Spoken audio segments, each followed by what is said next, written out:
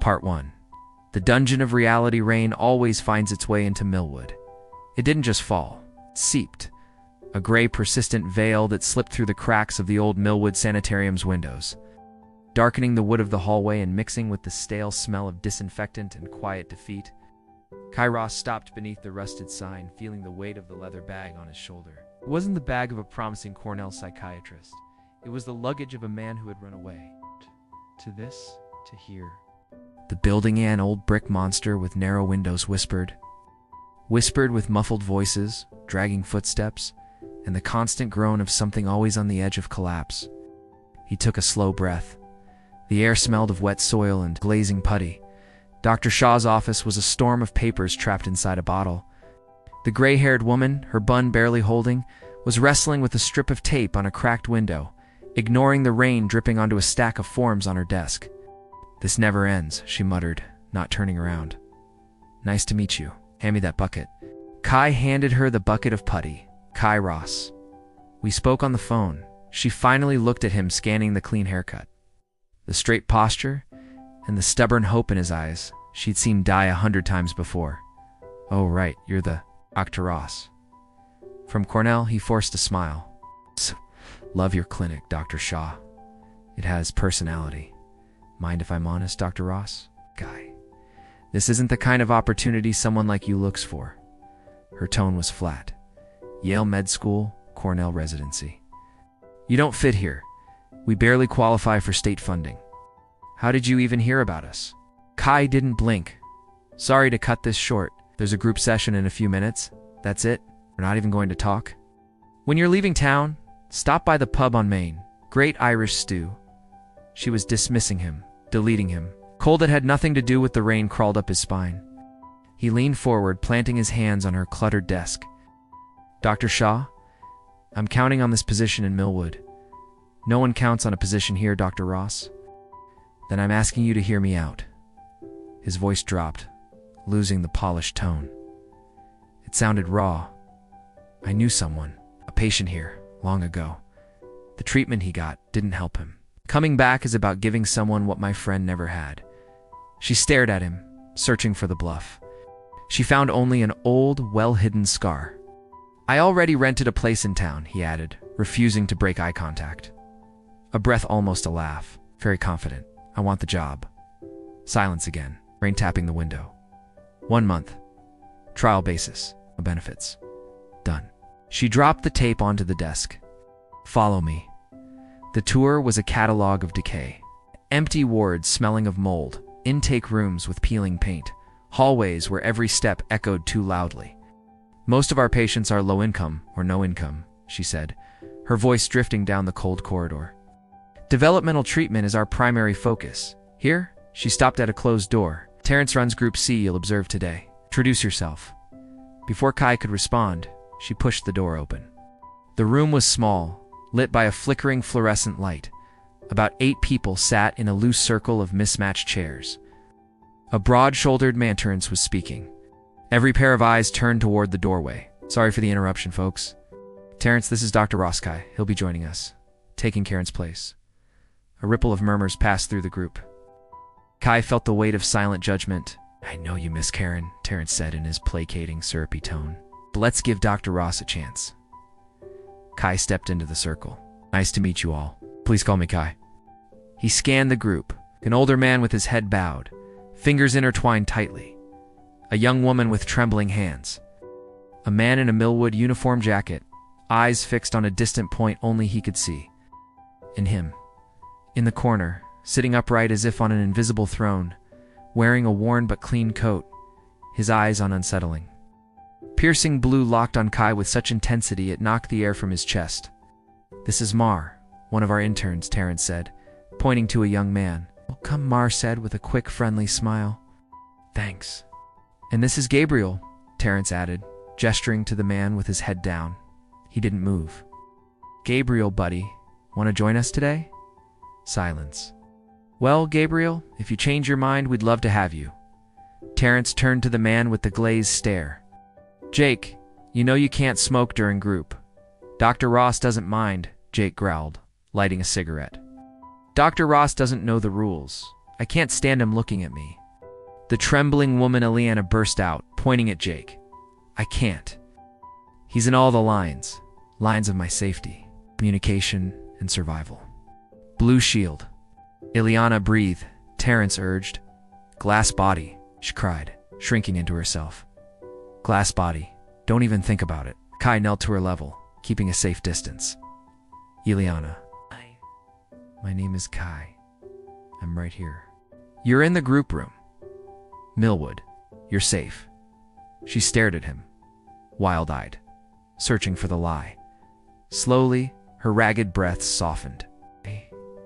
No one's going to hurt you here, he said, his own stomach twisting at how true and false that statement felt. He felt more than saw, the intense blue-eyed gaze burning into the back of his neck.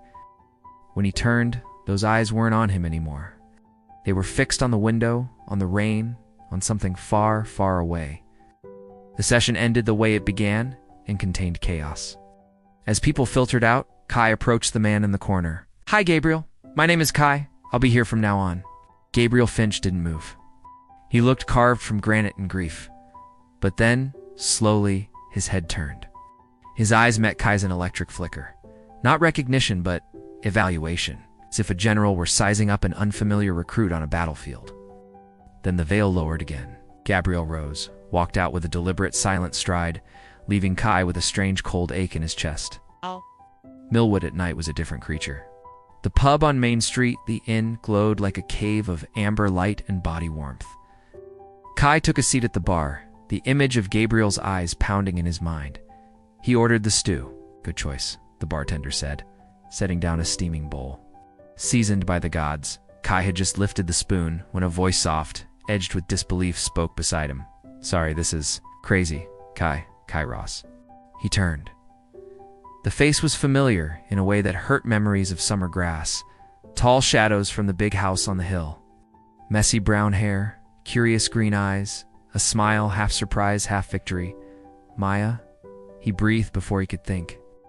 Jack Page's little sister? From the Thompsons' place? Her smile widened. It really is you. She slid onto the stool beside him. After that summer, we moved to Vermont, but I'm back, staying at my grandma's, doing research. Grad school botany. My thesis is on Hudson Valley fall foliage. She rolled her eyes. Less glamorous than it sounds. And you, what's a Kairos doing in Millwood? I'm a therapist, working at the sanitarium. Her green eyes widened. Seriously? That's intense. I got decorated by a borderline schizophrenic patient today. She was having a rough moment. Maya laughed, a clear sound that cut through the pub's noise. It was the sound of childhood.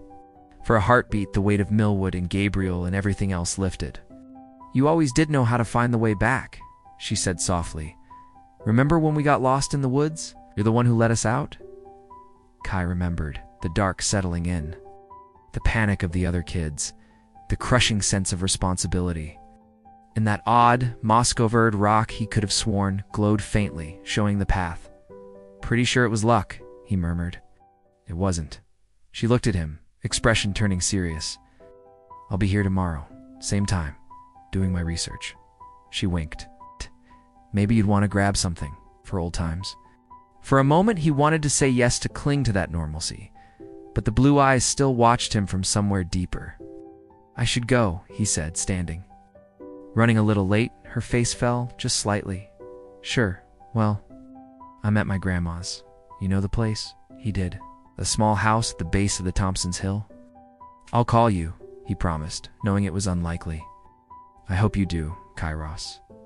Her smile returned, tinged with sadness. The walk back to his new place, a damp apartment above a shuttered shop, was accompanied by rain. He called his mother. The conversation was a familiar minefield. Millwood. 8. Why would you go back to that awful town? Her voice was a taut wire of panic and restrained anger. Maybe to make it less awful, Mom. You left Cornell for this? You know what time of year it is, Kai? You know how hard this season is? He knew. The anniversary of his father's death. The morning. Dylan Ross climbed into the attic and never came down. The morning 11-year-old Kai locked himself in the bathroom and covered his ears against his mother's screams. Gotta go, he said hoarsely. Love you. The dead tone buzzed in his ear. In the dark of his new room, he opened his bag. At the bottom, wrapped in cloth, was a book. The cover was worn, the gold title almost gone. Navarus, by Dylan Ross. He couldn't bring himself to open it. His hands found another object instead, a small leather diary that wasn't his. Gabriel Finch's diary. He had borrowed it from the file room after group. What Dr. Shaw would call a major ethical violation. Kai called it desperation. He opened to the first page. The handwriting was elegant but frantic, letters leaning hard into the paper. The monstrously wicked sorcerer Gareth Lair raised his obsidian towers in the heart of the Whispering Wood. His hatred was a cold wind that dimmed the singing stars. It was the story of Neverwas. But not exactly. Names slightly different. Details more vivid, more feral. As if it were a historical record, not a fairy tale. And the date at the top, 1974. Nearly a decade before his father published his book. Kai flipped through the pages, heart thumping.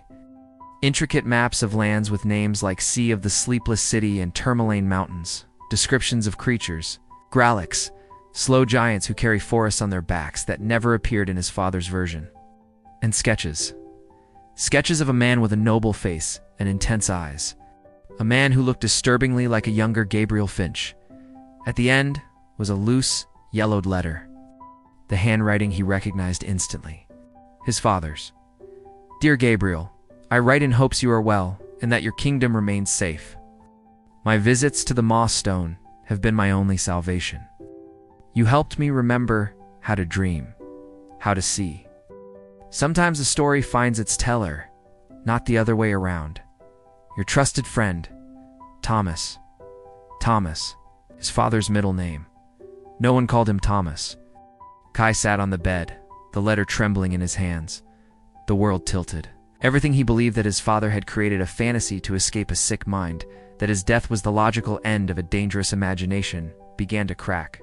The next morning, before group, he went to Gabriel's room. The man stood by the small barred window like a captain on the bow of a ship, staring at the gray hills. Gabriel, Kai said, stepping inside. We need to talk. About Neverwas. Gabriel didn't move. I read it. Your journal? It's the letter from my father? Slowly, Gabriel turned. His blue eyes were not distant now. They were sharp, lucid, and filled with an ancient, bottomless sorrow that made Kai step back. Zachary, Gabriel said. His voice was rough from disuse, but crystal clear. You finally came. I almost lost hope. Kai froze. Zachary, the name of the child hero from Neverwas. The name his father gave the main character. My name is Kai, he whispered, though it no longer sounded certain. A sad smile touched Gabriel's lips. No, it isn't. You've simply forgotten. Gareth's spell is strong. It took your memories, but you're here. The prophecy didn't lie. He lifted a hand not to touch Kai, but toward the window, the hills. They're out there, Zachary, Gareth's servants, darkening the edges of my realm. They know time is running out. Only 7 days left. Kai stared at the hand, the fierce eyes, the unwavering conviction. And for the first time, a part of him, the part that had once believed in a glowing stone deep in the woods, wanted to believe again. Reality splintered a little more. And Kairos, the psychiatrist, began to disappear into the crack. In his place, standing in the damp cell of a man who believed himself a king, rose the faint outline of a boy named Zachary. Outside the window, the Millwood Hills beneath the relentless rain looked, for the first time, not just dark, but waiting. End of part 1. If you enjoyed it, subscribe to the channel and receive more videos like this. Thank you so much for watching until the end.